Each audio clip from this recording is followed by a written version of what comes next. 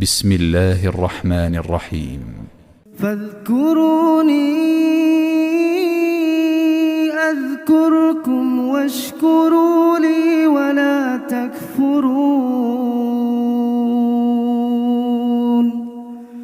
يا أيها الذين آمنوا استعينوا بالصبر والصلاة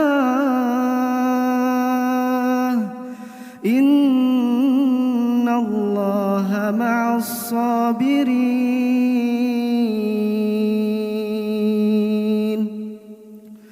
ولا تقولوا لمن يقتل في سبيل الله أموات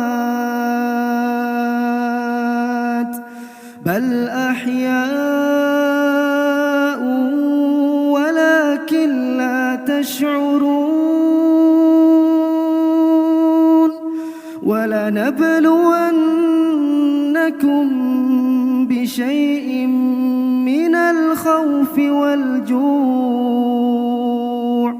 ونقص من الأموال والأنفس والثمرات وبشر الصابرين